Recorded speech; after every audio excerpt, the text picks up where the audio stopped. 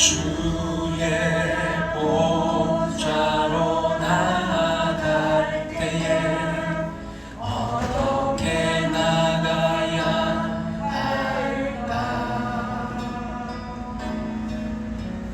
나를 구원한 주의 십자가 그것을 믿으며 가네. 주의 보좌로 나아갈 때에 나 여전히 부족하나.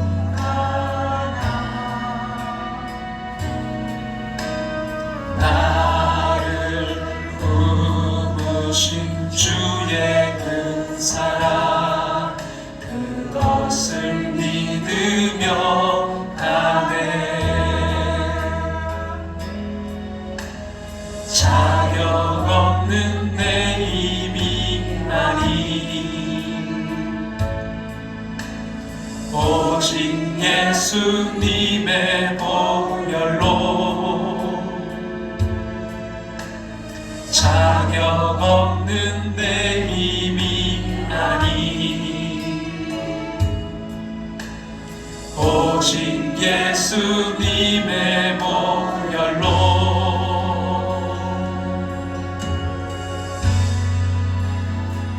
십자가의 보혈 완전하신 사랑 힘입어 나갑니다.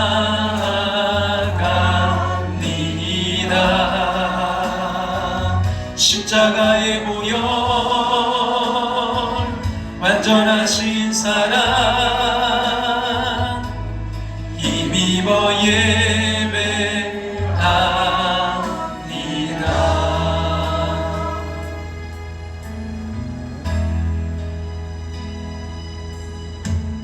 주의 보좌로 나아갈 때에 어떻게 나가야 할까? 나를 구원한 주의 십자가 나를 구원한 주의 십자가 그것을 믿으며 가네. 주의 보좌로 나아갈 때에 나 여전히 부족하나.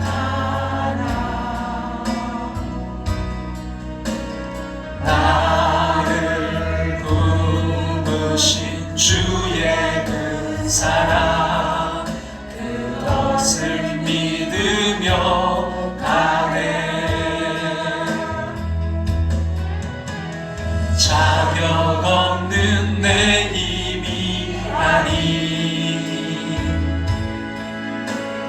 오직 예수님의 보혈로 자격 없는 내 힘이 아닌 오직 예수님의 보혈로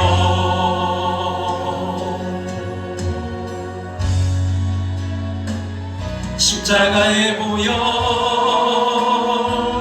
완전하신 사랑 힘입어 나갑니다.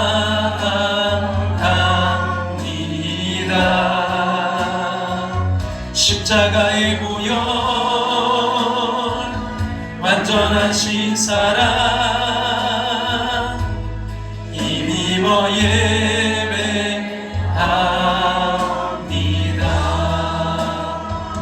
십자가의 보혈 완전하신 사랑 힘입어 나갑니다.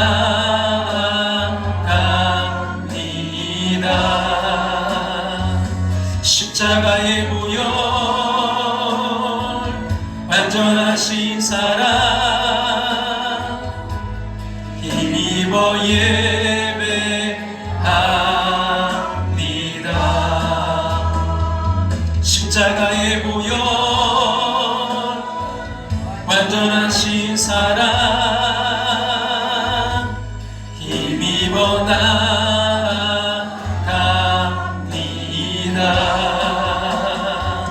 십자가에 보여 완전하신 사랑 힘입어 예배합니다.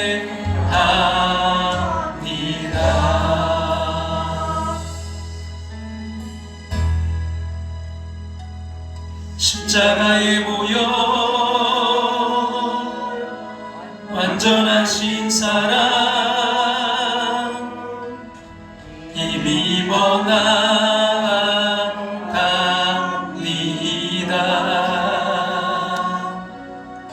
십자가에 보여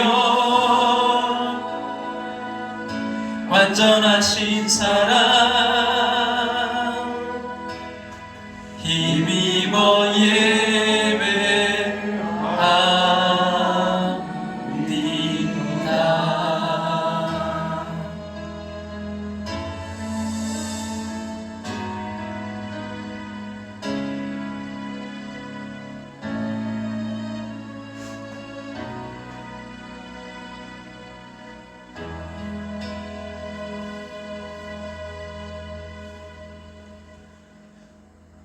다 같이 조용한 기도 드리심으로 예배로 나아가겠습니다.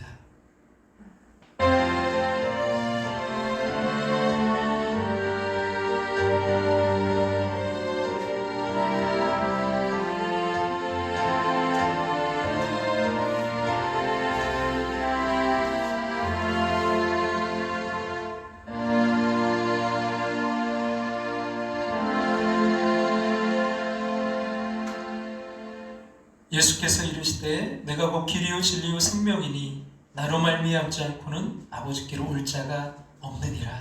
아멘. 다 같이 자리에 일어나셔서 우리 찬송가 635장 찬송드리겠습니다.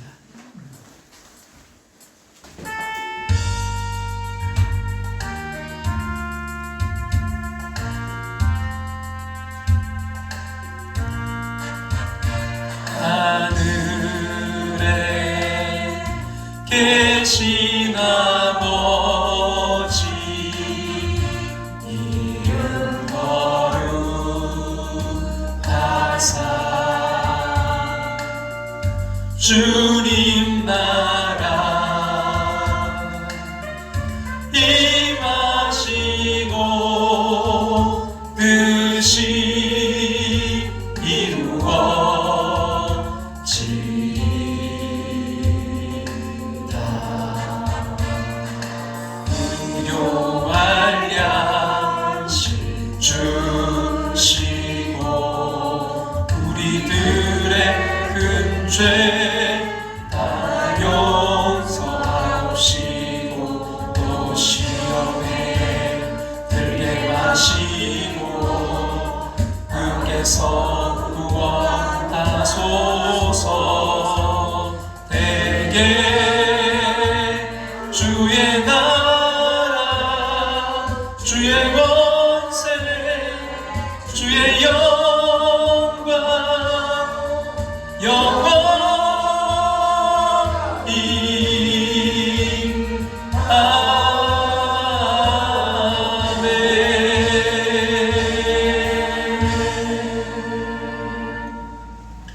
같이 자리에 앉으셔서 하나님 말씀 베드로전서 4장 1절에서 6절 말씀까지 보겠습니다.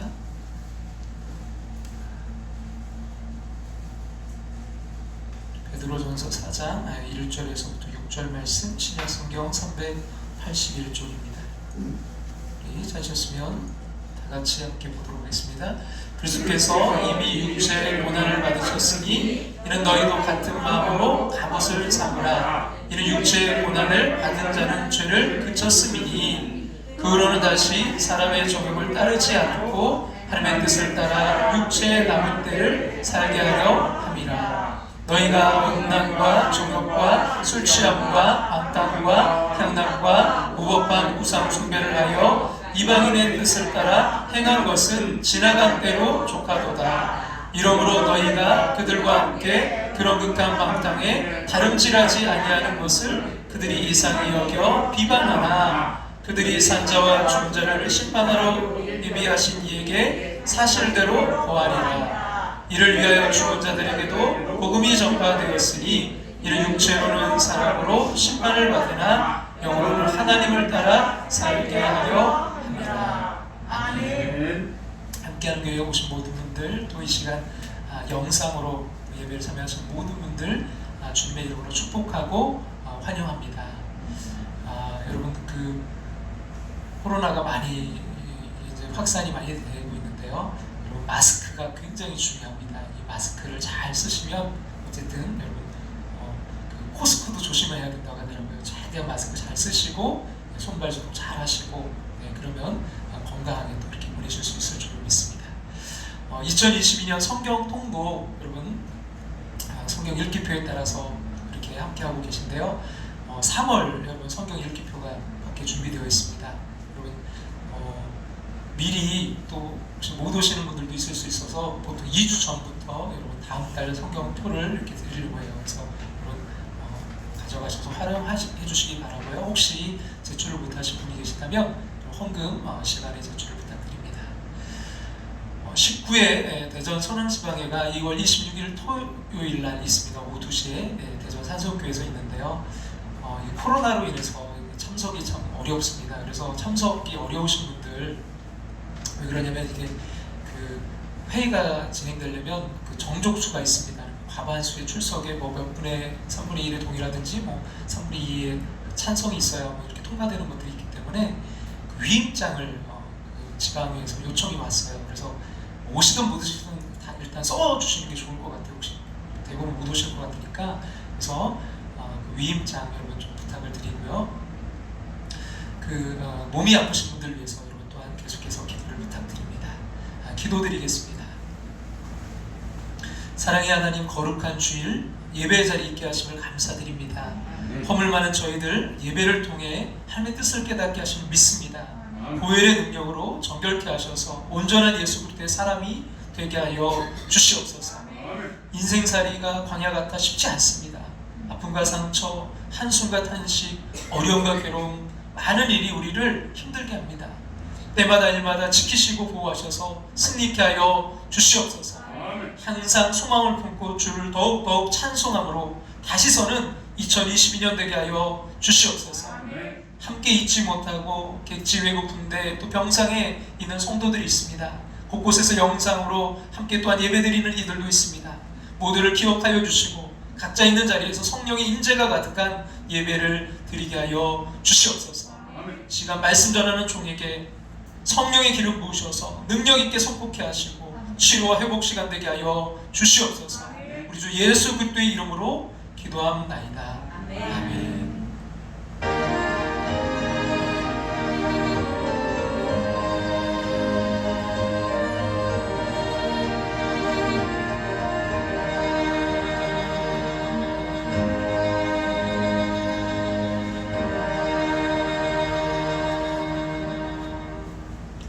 오늘 말씀을 준비하면서 한 단어를 좀 찾아봤는데요. 그 인터넷에 따르다라는 단어를 좀 찾아봤습니다. 따르다라는 게 도대체 무슨 뜻인가 봤더니 첫 번째는 다른 사람이나 동물의 뒤에서 그가 가는 대로 같이 가는 게 따르는 거래요. 또 하나는 두 번째는 앞선 것을 쫓아서 같은 수준에 이르는 거, 이게 따르는 거고요. 세 번째는 좋아하거나 존경해서 가까이 쫓아가는 거, 이게 따른다는 거예요. 우리가 정말 누구를 따르는, 우리가 그리스도인으로서 누구를 따르는 삶이 되어야 될까요? 오늘 좀 이런 문제를 생각하면서 함께 좀 은혜를 나누고자 하는데요.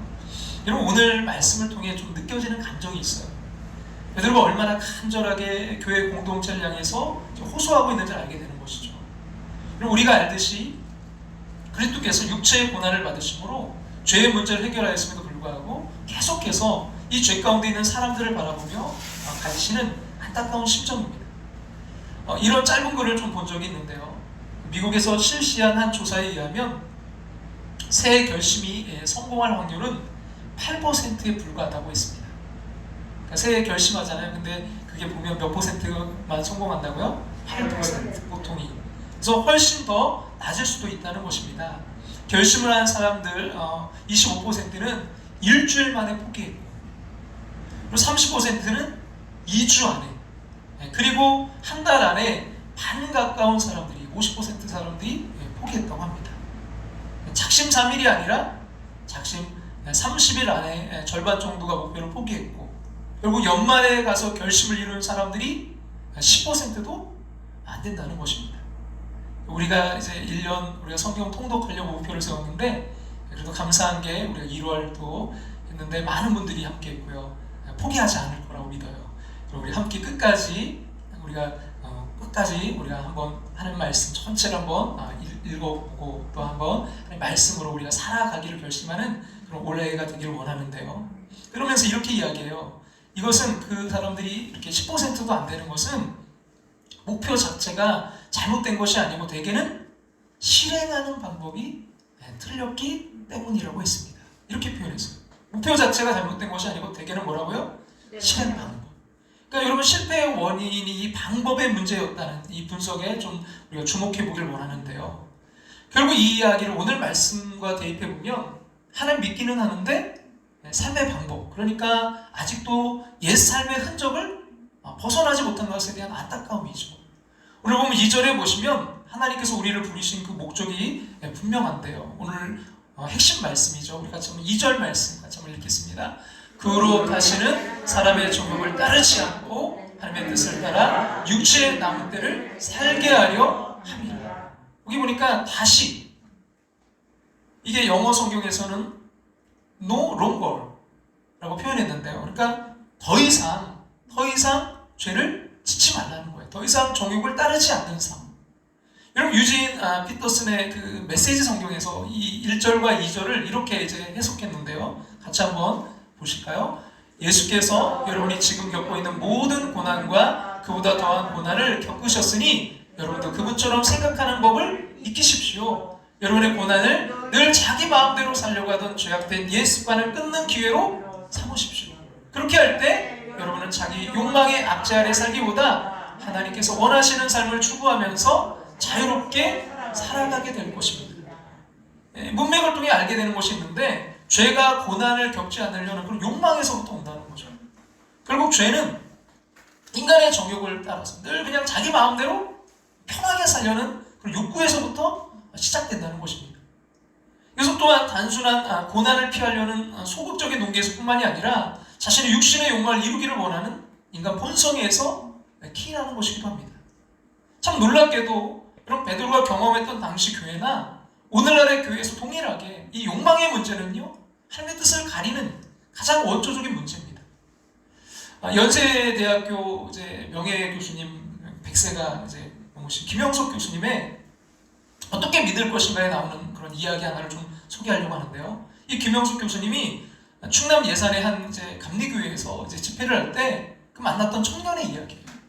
그 청년은 유교 전통의 이제 가정에서 자랐는데, 아무래도 유교를 가지고는 이 민족에게 이제 장래가 없다 이렇게 생각하고는 자진해서 스스로 교회를 다니기 시작했습니다. 그렇게 이제 열심히 그래서 교회 봉사를 하고 또 주일학교 교사를 하던 또 여선생님을 만나서 결혼까지 하고 이제 모범적인 아주 신앙생활을 하게 되었습니다.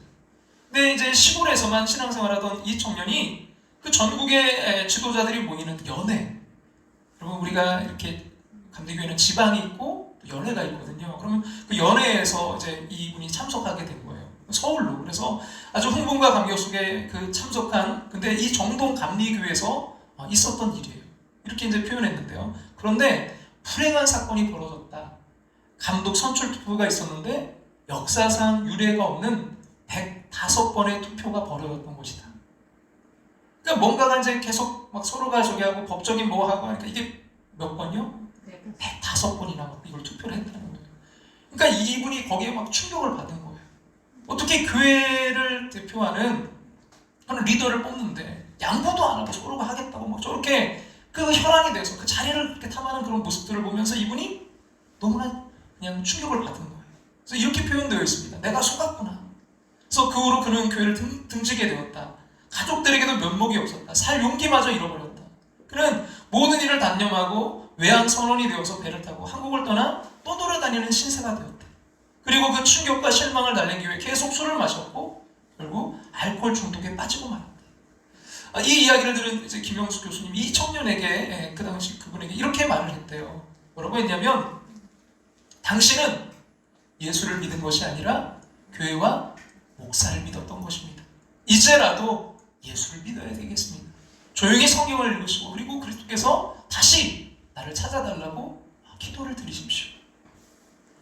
그리고 오늘 본문 2절에 그 후로는 다시 사람의 정욕을 따르지 않고 라는 구절이 있어요. 그럼 교회 공동체의 문제가 뭐냐면요, 예수를 믿었는데도 다시 사람의 정욕을 따라가는 것입니다. 그럼 예수님 믿는다고 생각했는데 인간이 만들어 온 교회 공동체와 그 조직을 이끌어가는 사람들을 따르기 시작한 것입니다. 참 무서운 것은요, 우리가 조금만 방심하면요 사탄의 계획에 빠져 정욕을 따르게 될 것이라는 거죠. 그럼 이 문제를 해결하는 방법은 끝까지 신앙을 붙드는 것입니다. 예수 그리스도를 붙드는 것입니다. 참 놀랍고 부끄러운 교회의 그 역사의 죄악상이 있는데요, 여러분 중세 그 카톨릭 수도원에 여러분 마룻바닥에서 발견된 수없이 많은 영아들의 유골들이에요. 신부와 그 수녀들 사이에 낳은 그 아이들을 몰래 버려서 죽였던 거죠. 이들이 처음부터 그런 마음으로 수도원에 그들이 들어왔을까요? 그 마음을 지키지 못한 거죠. 모든 재산을 팔아 가난한 사람들에게 나눠주고 오직 예수를 따라 살기로 결심한 사람들이 모인 그 수도원에서 서로가 그 원장이 되기 위해 여러분 싸웠다는 것이 여러분 이해가 되시나요? 평생을 하나님 위해 살겠다고 헌신한 목회자들이 모이면서 서로가 대표가 되겠다고 다투고 세상 법정에 여러분 소송하는 모습이 이해가 되시나요? 하나님 믿겠다고 모인 그 평신도들이 교회 일을 하다가 조금만 자존심이 상해서 그러면 토라져 버리고 상대방에게 막말을 하는 사람들, 하나님을 예배하겠다고 모인 사람들이 자신에게 조금만 불편한 일이 있어도 참지 못하는 일들이 바로 육신의 종욕을 따라 사는 일들이 아닐까요? 성경은요 이런 육신의 종욕이 원수라고 말하고 있습니다. 우리가 만들고 싶어서 만든 원수가 아니라 우리가 조금만 방심함으로 여러분 우리들에게 찾아온 그런 원수들이죠. 근데 그리스도께서 우리들에게 보여주신 것이 있습니다. 그리스도께서 여러분 하나님의 자녀로 우리들이 살아가는 삶의 방법을 보여주셨어요. 하나님이 원하시는 삶을 살기 위해서는요 우리의 욕망과 옛 습관을 끊어버려야 된다는 것입니다. 예수님께서 여러분 십자가 지신 이유는 하나님의 뜻을 이루는 것이 영광을 통해서가 아니라 십자가의 고난과 한없이 낮아지심을 통해서임을 보여주시기 위함입니다. 성경의 이야기들과 증언이 바로 일맥상통하는 이유죠. 여러분 우리가 얻을 수 있는 영광의 자리에서가 아니라 여러분 한없이 낮아짐의 자리에서 십자가의 자리에서 하나님의 일하심을 경험하게 된다는 것입니다. 왜냐하면 이것이야말로 세상에 추구하는 방식과 다른 하나님의 방식이기 때문이죠. 우리가 수요일마다 나누고 있는 요한계시록, 우리가 지난 시간 5장 우리가 어린 양을 바라보라 이런 말씀을 함께 나눴는데요, 4장에서 그 요한이 정말 그 초대교회 그 핍박과 환난 가운데 있는 교회들의 안타까움을 바라보면서 정말 아파하고 있을 때 하늘에 그 예배를, 하늘문이 열리고 하늘의 예배를 이제 요한에게 보게 하죠. 그래서 요한이 그 예배 가운데 얼마나 큰 그가 정말 기쁨으로 그 예배 드리는 것을 바라봅니까? 그리고서 이제 5장으로 넘어오는데 보니까 그 하나님의 그 오른손에 뭘 갖고 계세요? 두루마리를 갖고 계신 거예요. 그게 뭐예요? 마지막 심판의 메시지거든요. 그 이제 여러분 우리가 그 심판이란 것이 두려운 것만이 아닌 게 여러분 이 심판은 어려움과 그 아픔 가운데 지금 핍박과 고난 가운데 있는 하나님의 사람들에게는 구원인 거고, 그들을 핍박하고 하나님 믿지 않고 그렇게 하는 그들에게는 이게 뭐예요? 심판인 거죠. 이 심판이 시작돼야 되는데 이제 그 두루마리가 펼쳐져야 이제 하나님의 그 심판의 역사가 시작되는데 인이 쳐져 있는 거예요. 7개나. 근데 중요한 것은 이 인을 뗄 자가 없어요. 그래서 요한이 뭐예요? 그것 때문에 너무나 슬퍼하는 거예요. 우는 거예요. 울고 있는데 24장로 가운데 한 장로가 그 요한을 위로하면서 그 이제 인을 떼실 분에 대해서 소개해 줬는데 그분의 모습이 뭐예요? 사자의 모습으로 말씀하고 있는 거예요. 그분은 사자시죠. 여러분 그 죽음의 권세를 깨뜨리고 부활하신 부활의 주님, 그분은 만왕의 왕으로 모든 것을 심판하셔 심판의 주님이시잖아요. 사자의 모습. 그분은 심판의 인을 떼실 분이세요. 그래서 하나님의 역사가 그 심판의 역사가 시작되는 거예요. 그래서 요한이 눈물을 거두고서 정말 그분이 누군지 요한이 눈을 들어 봤더니 그분의 모습이 뭐예요? 요한에게 나타난 그 주님의 모습은 어린 양의 모습이었어요. 그래서 이런 표현 여러분 기억하실지 모르겠네요. 어린 양을 통하여 사자로. 어린 양을 통과해서 사자로. 그 이휘재 교수님이 이렇게, 백석대학교 이휘재 교수님이 이렇게 그 부분을 해석했는데요. 그분이 인백에 합당하신 이유는 단순히 그분이 사자가 되셨기 때문이 아니라 어린 양의 길을 지나서 사자가 되셨기 때문이다.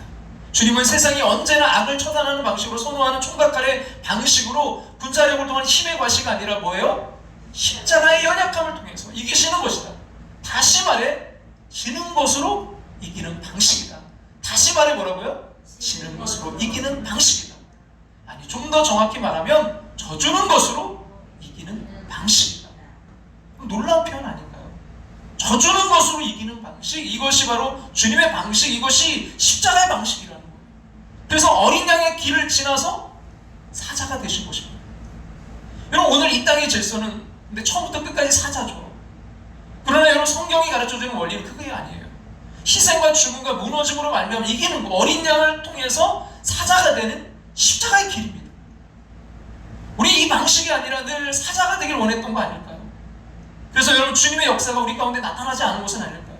시종일관 더 강한 사자가 되길 원했던 우리의 방식이 잘못됐다는 것입니다. 사자의 모습을 한 내가 어린 양으로 내려가는 거예요. 그럼 이것을 하지 않는 한 진정한 회복은 없습니다. 그래서 이휘재 교수님이 이런 말씀이 있는데 참 마음에 와닿는데요. 같이 한번 볼까요? 우리는 힘과 권력으로 세상을 제압해야 되는 사람들이 아니라 내어줌과 희생의 방식으로 세상을 돌아오게 하는 사람들이다. 그럼 가정의 회복을 가져올 열쇠도 여기에 있는 거 아닐까요? 부부가 대립해서는 가정의 회복은 없습니다. 하나는 죽어야 됩니다. 하나는 희생해야 됩니다. 하나는 어린 양이 되어서 피를 흘려야 됩니다. 그래야 회복이 일어납니다. 교회도 마찬가지 아닐까요? 조금만 나에게 손해가 가해지면 견디질 못해 합니다. 조금만 내 생각과 다르면 정죄하고 비난합니다. 왜 그럴까요? 죽은 척 하지만 사실은 안 죽은 채 살아가기 때문 아닐까요? 근데 진짜 죽어야 됩니다. 하나님 앞에 죽은 신용하는 게 아니라 십자가 앞에 진짜 내 자아가 죽어야 됩니다. 그렇게 진짜 죽었을 때 부활의 기쁨을 누릴 수 있습니다.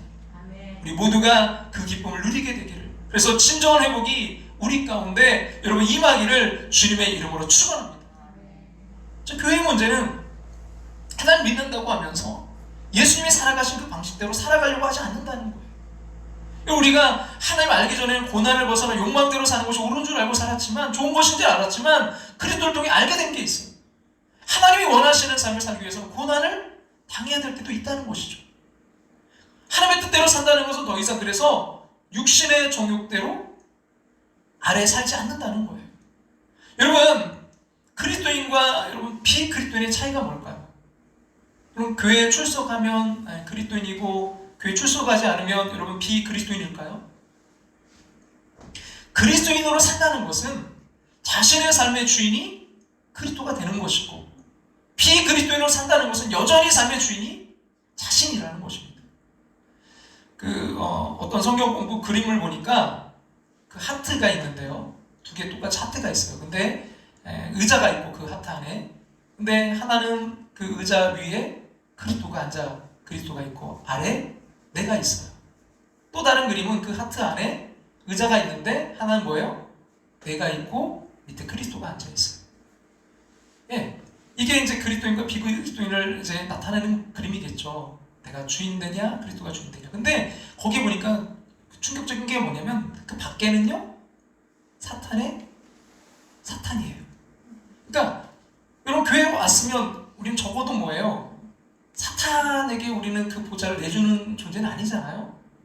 근데 교회에 왔지만 똑같은 그 그림은 다 사탄이 밖에 있어요. 근데 뭐예요? 하나는 내가 주인 되어서 살아가는 인생이 있다는 거예요. 여러분 누가 그리스도인이고 누가 비그리스도인이겠습니까? 그리스도께서 우리를 위해 고난당하시고 죽으심으로 인해 더 이상 우리가 죄의 종이 아니라 하나님의 자녀가 되었다면 여러분 그 후로는 어떻게 살아야 되는지가 명확하죠. 육신의 정욕의 지배를 받지 않는 것이 여러분 그리스도께서 살았던 삶의 방식입니다.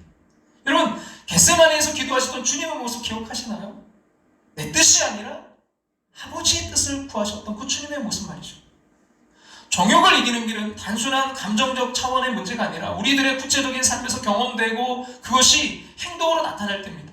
본문 2절의 말씀 다시 한번 읽어볼까요? 그후로는 다시 사람의 정욕을 따르지 않고 하나님의 뜻을 따라 육체의 남은 때를 살게 하려 합니다.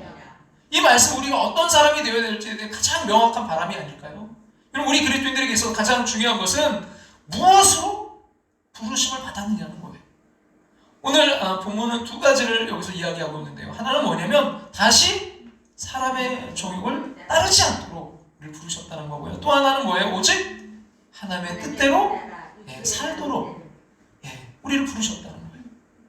사실 우리의 관심이 종종 신앙적으로 무엇을 하지? 내 소명은 뭐지? 여기 집중할 때가 많습니다.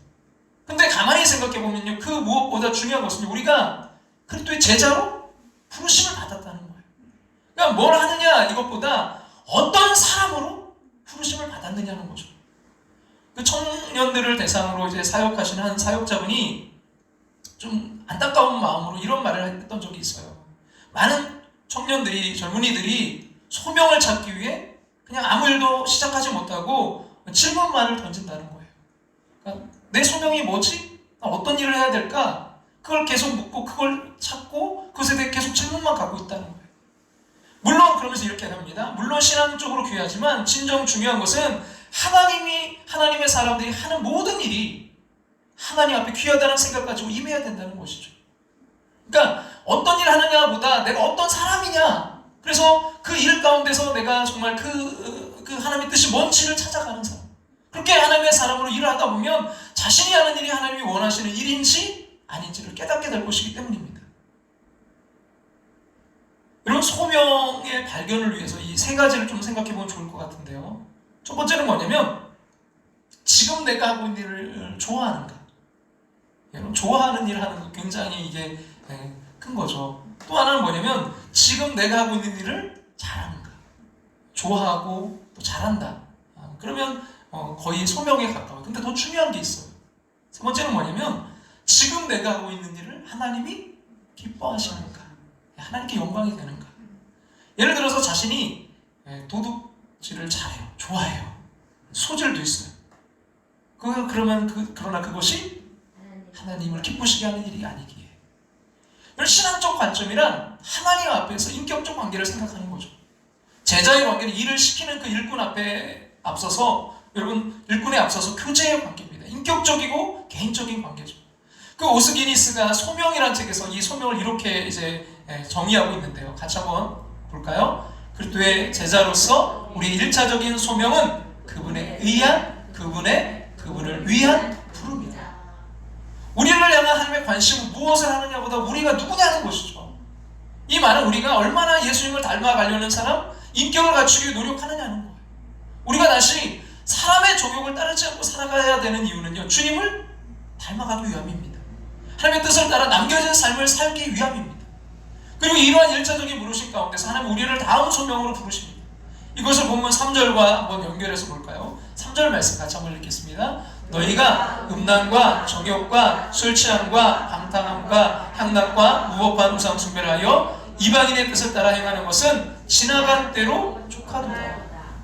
지나간 때, 우리가 그리스도의 제자가 되기 전에 살았던 과거의 삶에 대해서 성경이 이야기하는데, 음란과 정욕, 술 취함과 방탕, 그 이방인의 뜻을 따라 행한 것, 여러분, 이런 과거로 돌아가지 않기 위해서 좀 더 적극적인 그 삶의 결단을 필요로 하는데요. 우리를 하나님의 뜻대로 살아가게 만드는 것은 단순한 결심이 아니라 우리의 삶이 무엇을 위해 사느냐에 분명한 인식이 아닐까요? 이러한 인식을 변치 않도록 만들어주는 것은요, 충성된 삶을 사는 것입니다. 충성된 삶이라 우리 인생에서 매 순간 하나님을 삶의 중심에 모시고 사느냐, 우리의 존재가 누구의 소유인지를 인식하고 살아가는 삶이 아닐까요? 제가 이제 결혼할 때 저를 주례해 주셨던 목사님, 제가 이제 어릴 때부터 본 교회, 시골의 그 교회에서 저를 신앙으로 지도해 주시고, 또 제가 신학교 가고 또 거기서 교육 전도사 목회할 수 있도록, 이제 시작할 수 있도록 이렇게 해주셨던 목사님이 저의 결혼식 주례를 해주셨어요. 근데 그 목사님이 이제 우리가 혼인 서약 하잖아요. 할 때 뭘 갖고 있냐면 성경책을 손을 얹고 우리가 혼인 서약을 하고, 그리고 이 성경책을 선물로 주셔서 그 마지막 나올 때, 행진할 때 이걸 둘이 서로 잡고 끼고 이렇게 들고 나왔어요. 그래서 그 서재에 제가 그 성경책을 꽂아놨거든요. 그래서 볼 때마다, 그 성경책을 볼 때마다 우리의 결혼은 우리가 인간적인 것도 있지만 더 중요한 거 하나님 말씀으로 시작했고, 우리를 지금도 그 말씀이 우리 부부와 우리 가정을 다스리고 있다는 것을 생각하거든요. 어떤 목사님은 아예 그 성경책을 주시고서는 그 주례 때 그렇게 한대요. 신혼여행 갈 때 가져가라고.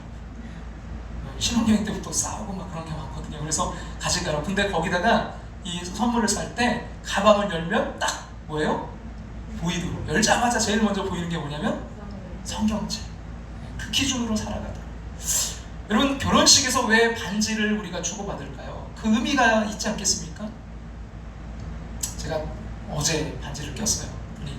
저희 아내도 그러고 우리 찬이도 왜 아빠 반지 꼈냐고 이렇게 물어보던데, 여러분 그 결혼 반지는 아니에요. 그 결혼 반지가 좀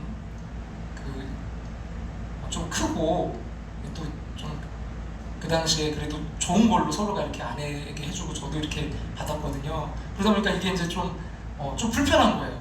그래서 아내도 잘 끼지 못하고, 그래서 우리 그럴 바에는 그냥 간단한 반지 다시 하자. 그래서 싸고 아주 저렴한 거, 가벼운 걸로 산 걸로 했거든요. 근데 참 그런 것 같아요. 만약에 다시 이제 그런 예물을 주고받을 때가 된다면, 우리 또 젊은이들에게 조언한다면 비싼 거 하지 않았으면 좋겠어요. 너무 비싸면 이게 부담되고 서로가. 그래서 이게 반지는 끼는 목적이 뭐겠어요? 나는 결혼한 사람이야. 나는 가정이 있어. 나는 아내에게 속한 사람이야. 난 남편에게 속한 사람이야. 나는 그 사람에게 속해 있어. 그래서 그런 의미에서 결혼 반지와 시계는 비싼 게 아니라 늘 지니고 다닐 수 있는 것이 참된 의미가 있다고 생각하는데요. 그래서 그걸 볼 때마다 결혼을 생각하고 또 존재와 속함의 의미를 생각하기 때문이죠. 하나님의 뜻을 따라 사는 길을 예수님께서 구체적으로 말씀하셨어요. 누가복음 6장 27절과 28절을 보면 이렇게 말씀했는데요. 같이 한번 읽어볼까요? 그러나 너희 듣는 자에게 내가 이르노니 너희 원수를 사랑하며 너희를 미워하는 자를 선대하며 너희를 저주하는 자를 위하여 축복하며 너희를 모욕하는 자를 위하여 기도하라. 예수님께서 누구에게 이제 그리하라 라고 하셨는지 말씀을 통해 우리가 깊이 생각해 보면, 사랑하라, 누구를요? 너희 원수를. 선대하라, 너희를 미워하는 자를. 축복하라, 너희를 저주하는 자를. 기도하라, 너희를 모욕하는 자를 위해서. 지난 시간 소개했던 제이슨 미첼 그 쉬운 예수는 없다라는 책을 이렇게 표현했어요. 예수님께서 말씀하신 원수는 훨씬 더 평범한 사람들이다. 우리에게서 뭔가를 앗아간 사람이라면 다 원수다. 쇼핑몰에서 주차 공간을 가로채는 사람도 원수다. 내 시간을 빼앗은 사람도 원수고, 내 믿음을 이용한 사람도 원수다. 날 인신공격한 사람도 원수다. 그러니까 우리의 원수는 우리의 삶에서 그렇게 멀리 떨어진 것들이 아니라는 거예요. 마찬가지로 여러분, 정욕도요, 멀리 있는 것이 아니라는 거죠. 신앙은 이 세상을 넘어서 이상향에서 만들어지는 것이 아니라는 거예요. 바로 우리를 부르신 그 부르심의 자리, 거기서 묵고 계신 거예요. 바로 우리가 살아가는 그 삶의 그 한 자리에서 정욕으로 살아갈지, 아니면 그리스도의 삶의 방식을 따라갈지는 말이죠. 설교한 대회에서 이제 1등을 차지했던 전도사님의 설교 그 내용이 참 좋아서 좀 같이 좀 나누고 싶은데요. 이런 내용이에요. 제가 신학교 1학년 때 즐겨 부르던 찬양이 있습니다. 아마 여러분들도 많이 아시는 찬양일 거예요. 주님 뜻대로 살기로 했네.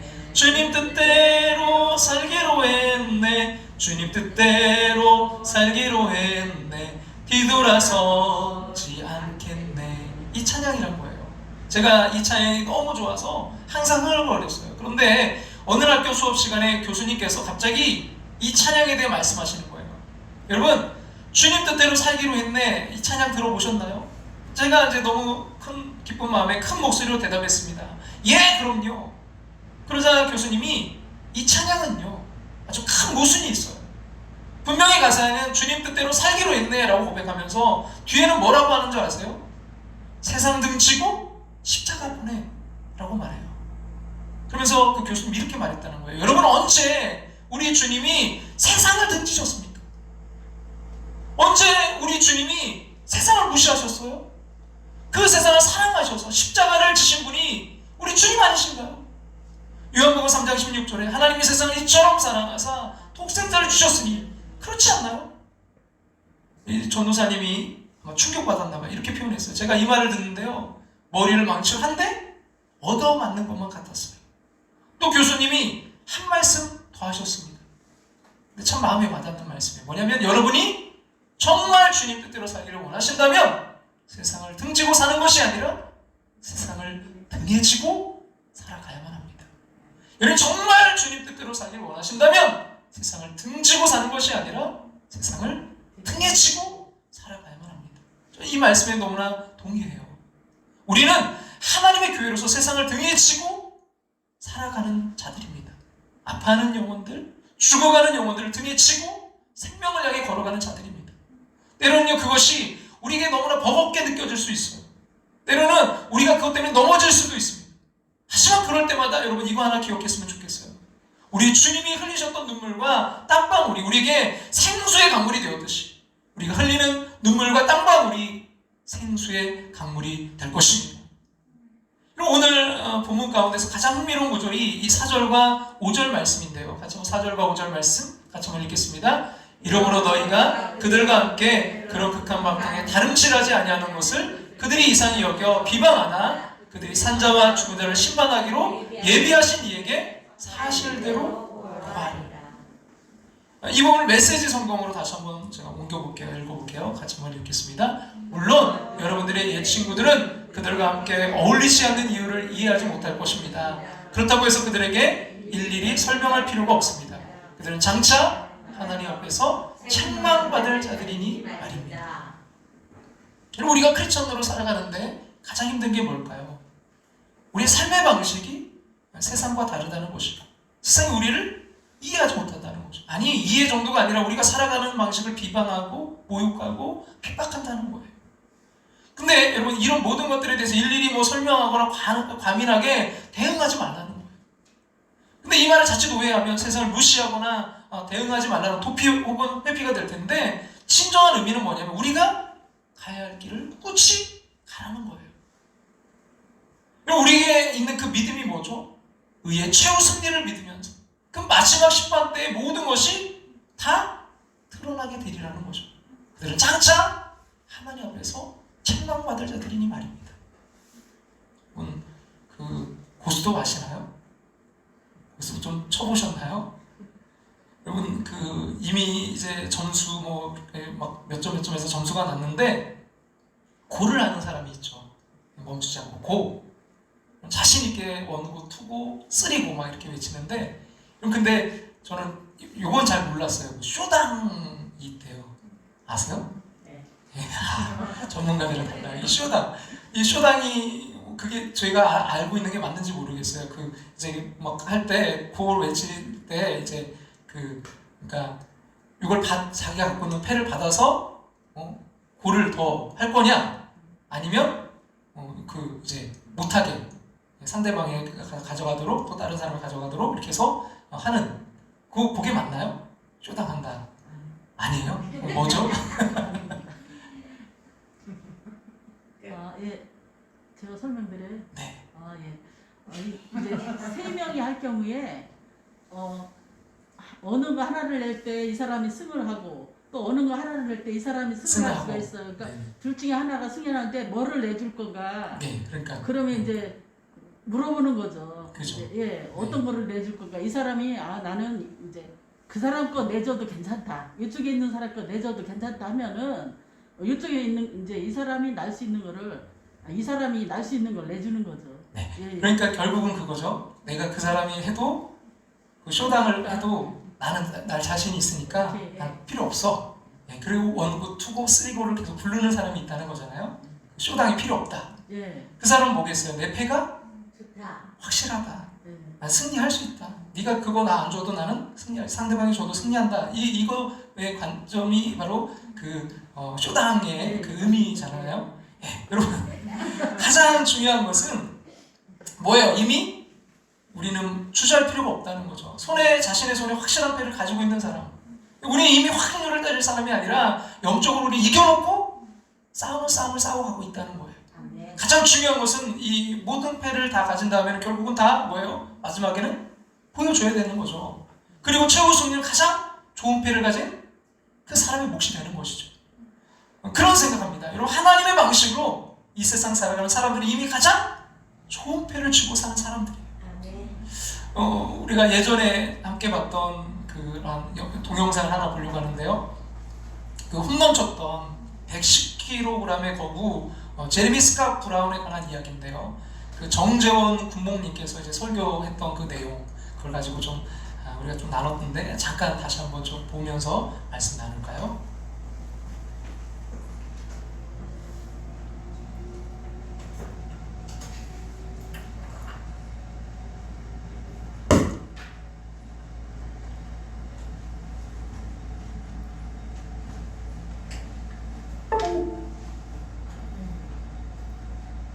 제레미 스캇 브라운이라는 선수 이야기인데 참 기가 막힌 장면이에요. 이 제레미 스캇 브라운은 포수입니다. 근데 등치가 커요. 되게 포수들 등치가 좋아야 돼요. 빼싹 마른 사람이 포수로 앉아있으면 이 투수가 공을 던질 때 좀 안정감이 없대요. 그러니까 되게 등치 있는 사람들이 포수를 하죠. 120kg가 나가니까 거부잖아요. 이 양반은 홈런을 치든지 1루타 치든지 둘 중 하나예요. 2루를 못 가는 거예요. 2루를 못 가요. 우리도 왜 농담 중에 그런 농담이 있었죠. 이대호 도루하는 소리 하고 있네. 이게 이대호 씨가 도루를 잘 못한다는 거예요. 몸집이 있으니까. 이 사람은 이대호 선수보다 더 몸이 난 사람. 그러니까 되게 일로만 가는 거예요, 그냥. 근데 어느 날 한 번도 안 가본 길을 가겠다고 결심을 하고 타석에 들어서 오늘 내가 2루를 한번 가보겠다. 2루. 그러니까 남들은 그 정도 한타 치면 2루 가고 발 빠른 사람은 3루도 가는데 이 사람은 1루만 가니까 오늘은 내가 2루를 가보겠다. 작심한 다음에 공을 딱 칩니다. 쫙. 여러분 1루만 가려고 할 때는 그냥 직선으로만 달리면 되지만 2루로 가려면 포물선을 그려서 왼쪽으로 돌아야 되죠. 이 친구가 직선으로 달리시라고 포물선을 그립니다. 그리고 1루 베이스를 밟고 2루로 갑니다. 근데 그렇게 왼쪽으로 고속으로 뛰어본 적이 별로 없는 선수예요. 그러니까 1루 베이스를 터치하고 지나서 한 5발짝 가다가 넘어져요. 잘 안 쓰던 턴이기 때문에 넘어져요. 깜짝 놀라죠. 그리고 엉금엉금 다시 1루로 돌아와서 헤드 퍼스트 슬라이딩, 머리 손부터 쫙 내밀고 1루 베이스를 터치합니다. 그럼 누굴 쳐다봤겠어요? 심판을 봐야죠. 아웃세이 판정을 해줘야 되니까. 근데 심판이 아웃세이 판정을 안 해. 두 무릎에 손을 대고 이 선수를 이렇게 쳐다봐요. 제레미 스캇 브라운. 왜 콜을 안 할까? 왜 아웃세이 사인을 안 할까? 그랬더니 조금 이따 그 옆에 일루수, 상대팀 선수죠. 일루수가 또 옆에 하나 같이 무릎을. 이게 왜 이러지 뭐지? 그 상대팀 선수가 얘기해줘요. 야, 임마, 너 홈런 쳤어. 너 홈런 친 거야. 홈런 친 거야. 홈런을 친 선수가 1루와 2루 사이에서 헤매다가 1루로 돌아간 거예요. 얼마나 창피했겠어요. 일어나서 촉촉촉 털고 2루로 개면잡게 가는데 2루수, 3루수 상대팀 선수가 팔을 돌려줘요. 이 팔은 원래 자기 팀 주루 코치가 빨리 달리라고 해주는 사인이거든요. 혹시 2루에 멈출까봐. 야, 빨리 가. 빨리 가. 3루에 멈출까봐. 이 제레미 스캇 브라운이 후에 메이저리그로 승격해가지고 선수 생활을 하다 은퇴했는데 자기 일생 중에 가장 창피했던 날. 그게 홈런 치고 1루와 2루 사이에서 헤맸던 날. 우리가 혹시 그런 삶을 살고 있지 않나요?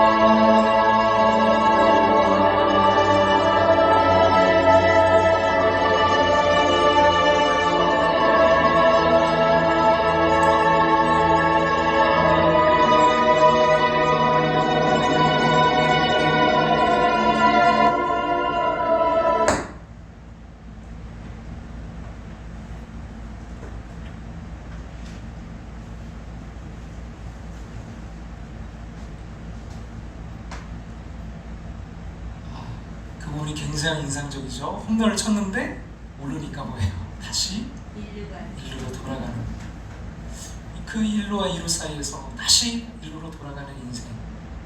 여러분, 우리가 그런 인생 되면 안 되겠잖아요. 우리는 이미 홈런을 쳤어요.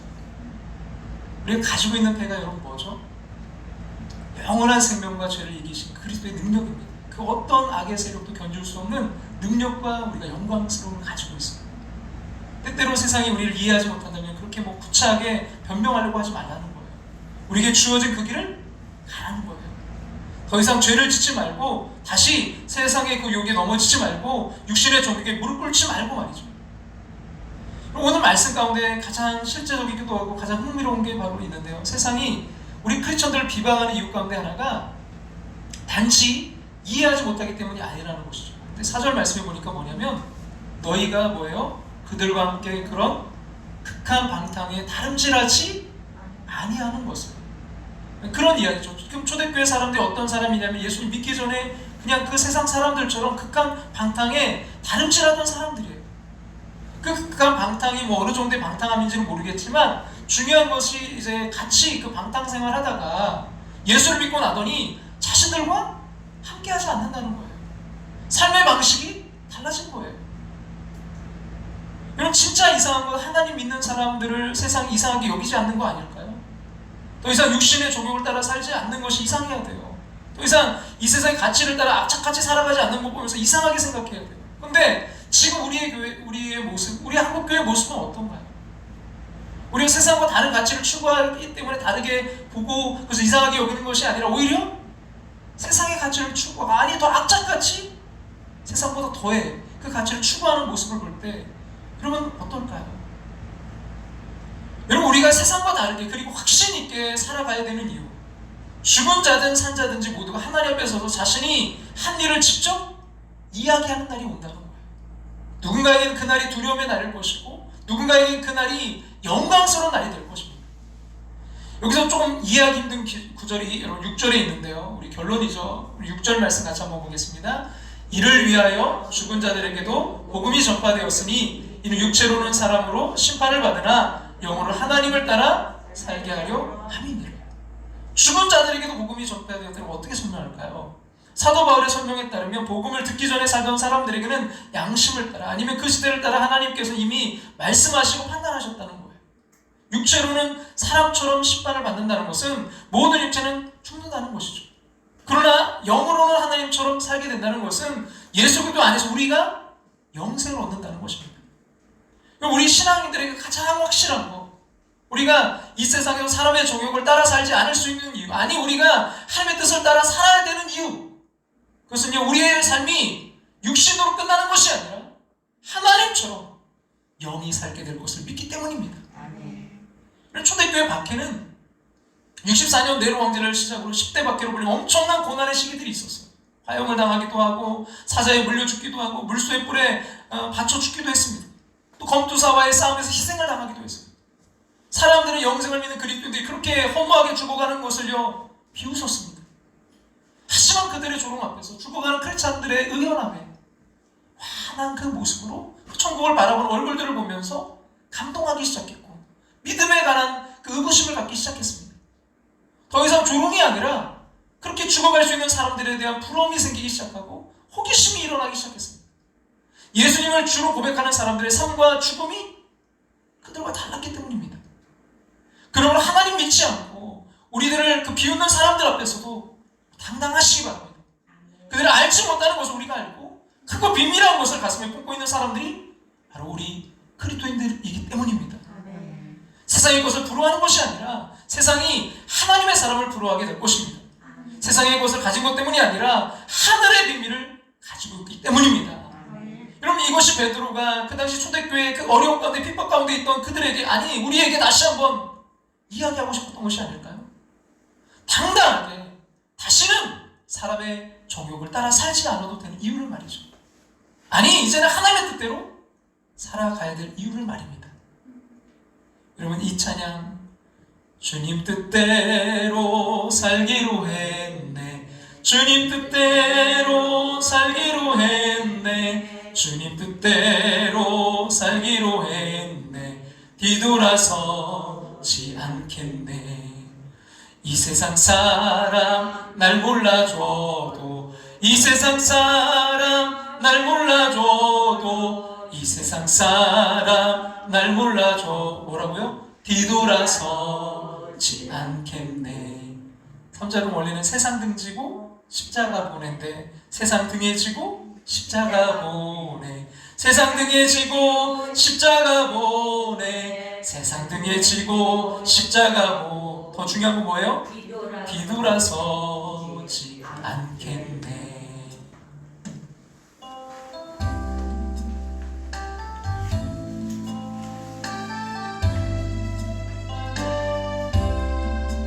주님 뜻대로 살기로 했네. 주님 뜻대로 살기로 했네. 주님 뜻대로 살기로 했네. 뒤돌아서지 않겠네.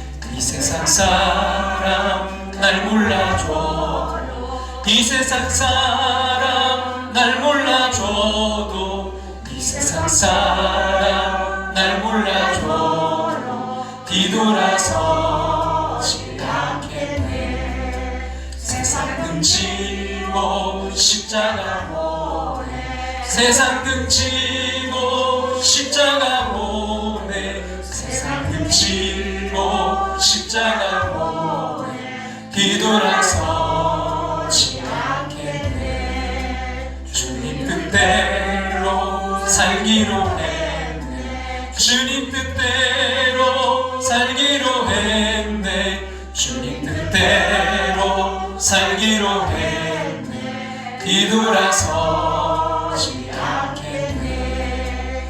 이 세상 사람 날 몰라줘도, 이 세상 사람 날 몰라줘도, 이 세상 사람 날 몰라줘도 뒤돌아서지 않겠네. 세상 등에 지고, 세상 등에 지고 십자가 보내, 세상 등에 지고 십자가 보내, 세상 등에 지고 십자가 보내. 뒤돌아서지 않겠네. 서지 않겠네. 주님 뜻대로 살기로 했네. 주님 뜻대로 살기로 했네. 주님 뜻대로 살기로 했네. 뒤돌아서지 않겠네. 이 세상 사람 날 몰라줘도, 이 세상 사람 날 몰라줘도, 이 세상 사람 날 몰라줘도 뒤돌아서지 않겠네.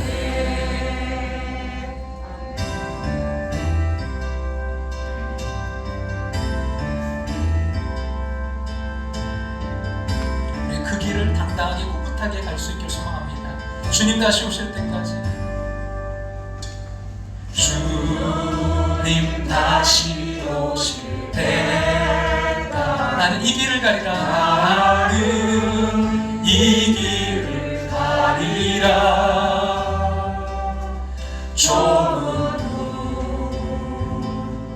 좁은 길 나의 십자가 지고, 나의 십자가 지고, 나의 가는 이 길 끝에서, 나의 가는 이 길 끝에서 나는 주님을 보리라. 주님을 보리라. 영광의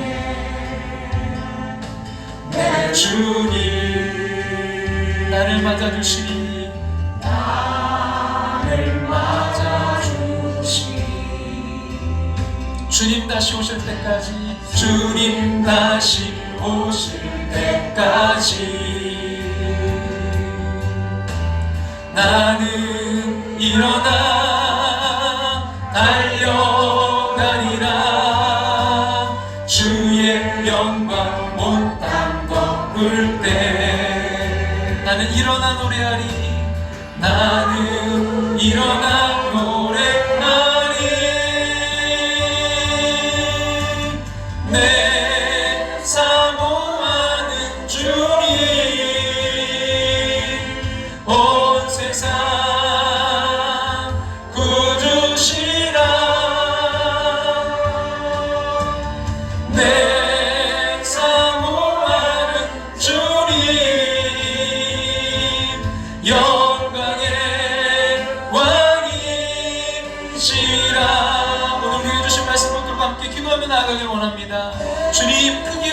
가길 원합니다.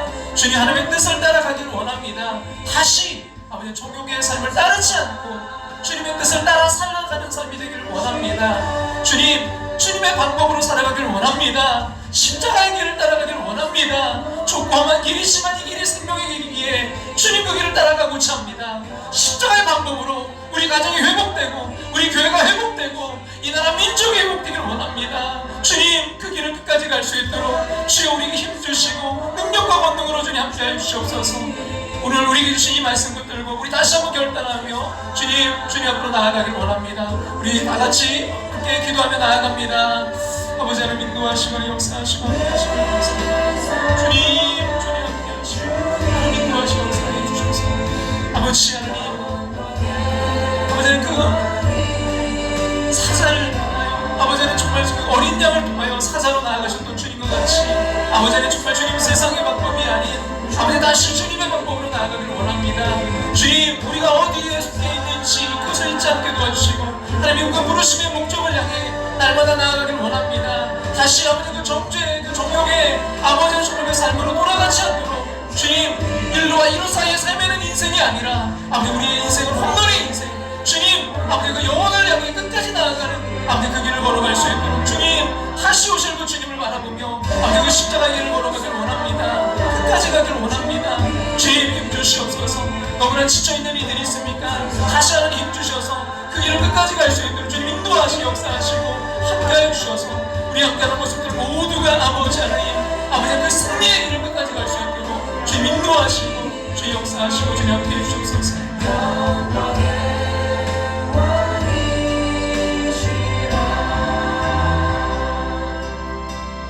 내 사모하는 주님 온 세상 구주시라 내 사모하는 주님 영광의 왕이시라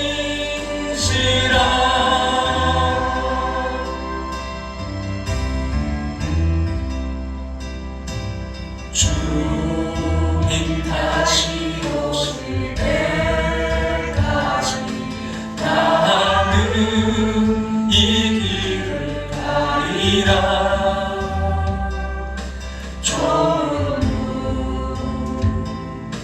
좁은 길 나의 십자가 지고 나의 십자가 지고 나의 가는 이 길 끝에서 나의 가는 이 길은 나는 주님을 보리라.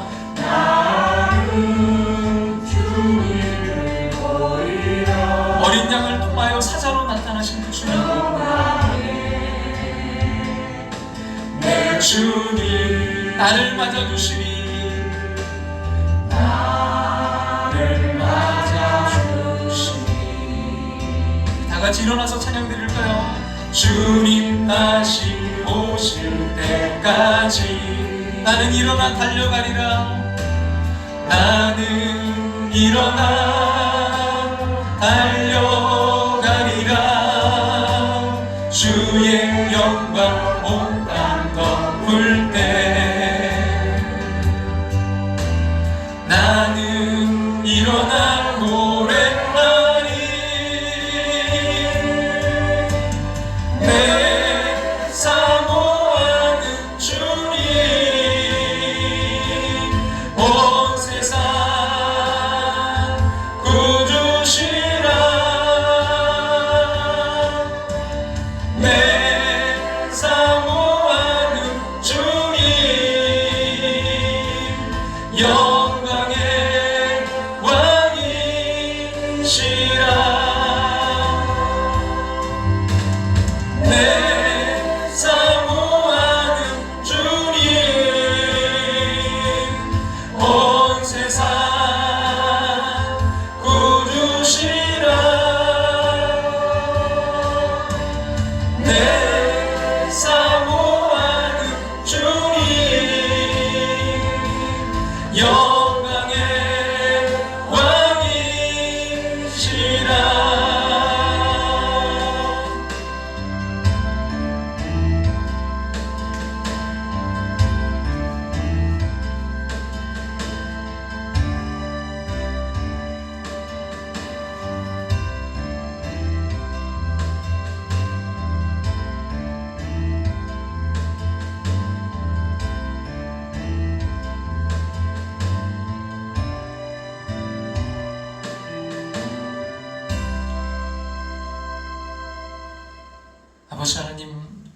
우리가 누구에게 속해 있는지, 주님 누가 나를 다스리고 있는지 다시 한번 우리의 소속을 분명히 깨닫는 삶이 되게 도와 주시옵소서. 주님 끝까지 그 길을 달려갈 수 있도록 다시 아버지 아버지 종욕의 자리로 따르지 않도록 주님 우리를 붙들어 주시옵소서. 하나님 그 세상의 방법이 아니라 주님의 방법대로 살아가길 원합니다. 하나님의 뜻대로 살아가길 원합니다. 다시 그 십자가의 길을 가길 원합니다. 양을 통하여 하나님 사자로 나아갔듯이 하나님 우리가 친정 주님 그 주님 다시 만날 때까지 우리 각자의 그 자리에서 아버지 그 십자가의 길로 아버지 나아가길 원합니다. 우리 가정을 회복시켜 주시옵소서. 우리의 사업장을 회복시켜 주시옵소서. 주님의 방법대로 승리있게 도와 주시옵소서. 아버지는 영원한 이미 우리는 승리하고 홈런을 치고 살아가는 인생인 줄로 믿습니다. 하나님 1루와 2루에서 아버지 머뭇거리는 인생 되지 않게 도와주시옵소서. 다시 1루로 돌아가는 인생 되지 않게 도와주시옵소서. 하나님 끝까지 꿋꿋이 당당하게 하나님 하나님의 방법대로 승리하며 살아갈 수 있도록 하나님 역사해 주시옵소서. 지금은 우리를 죄속 구원하신 예수 그리스도의 그 크신 은혜와 하나밖에 없는 독생자를 우리를 사랑하사 이 땅에 보내신 하나님의 그 크신 사랑하심과 오늘도 우리 안에 살아 역사하시며 감화교통 충만하심으로 함께 하시는 하나님의 그 역사하심을 통해 하나님의 방법대로 하나님의 뜻대로 살아가기를 결단하며 나아가는 당신의 사랑 백성들과 가정과 삶의 터전과 사업장 위에 이제부터 영원토록 함께 하시기를 축원하옵나이다. 아멘.